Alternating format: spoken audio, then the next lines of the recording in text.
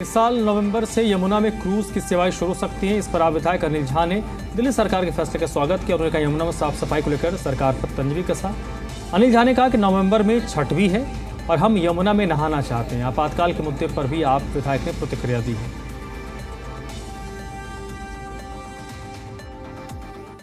आम आदमी पार्टी के विधायक अनिल झा हमारे साथ बातचीत के लिए मौजूद हैं। अनिल झा जी, यमुना का मुद्दा जोर शोर से उठा था चुनाव प्रचार के दौरान भी। वायदा किया गया था बीजेपी की तरफ से कि क्रूज चलाएंगे यमुना में। अब वो समय नज़दीक आ रहा है। सरकार के अनुसार नवंबर में जो है दिल्ली के जो लोग हैं क्रूज की जो सफारी है उसका आनंद जो है वो उठा सकते हैं। स्वागत है, दिल्ली सरकार का वैसा निर्णय लेकर के आ रहे हैं।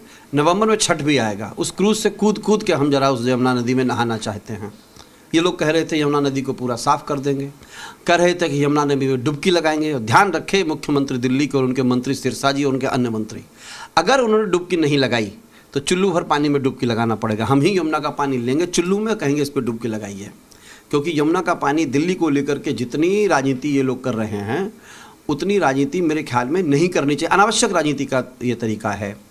आपने कहा क्रूज चलाएंगे, क्रूज तो यमुना के ऊपर चलेगी। अब वो प्रदूषित यमुना पर चलेगी या नहीं चलेगी, आपको लग रहा है उसके ऊपर जवाब नहीं देना पड़ेगा।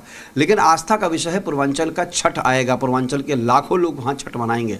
और आपने कहा था उसकी गुणवत्ता को हम बेहतर करेंगे, वहाँ पर पानी नहाने लायक होगा, वहाँ पर झाग नहीं होगा, पोल्यूशन ख़त्म हो जाएगा, वहाँ का जो पानी का जो क्वालिटी जो होता है उसके अंदर ऑक्सीजन लेवल बढ़ जाएगा।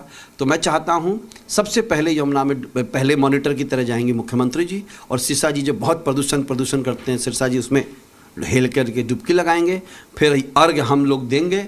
तो तब जाकर के जो क्रूज़ का ये साता होगा।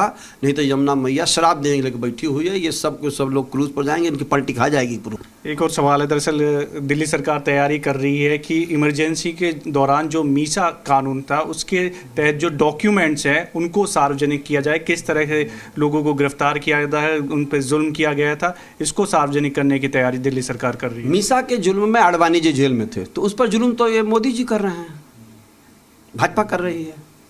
अच्छा, उनका डॉक्यूमेंट्स अगर लागू जारी हो भी जाएगा तो मुरली मनोहर जोशी जी भी जेल में थे, प्रोफेसर मल्होत्रा जी यहाँ 96 वर्ष के हो गए हैं, ये भी जेल में थे। इनके लिए क्या किया है सरकार ने? मीसा के जो वर्तमान में जीवित नेता हैं उनके साथ जो दुर्दशा इसी भाजपा की लीडरशिप ने किया है उसका भी तो सवाल इनको देना पड़ेगा। मीसा का अगर आप डॉक्यूमेंट्स जारी भी कर देंगे तो उससे हो क्या जाएगा, उस पर आप किसको दिखाना चाहते हैं? आम आदमी पार्टी को? आम आदमी पार्टी तो अभी 13-14 साल पहले आई है।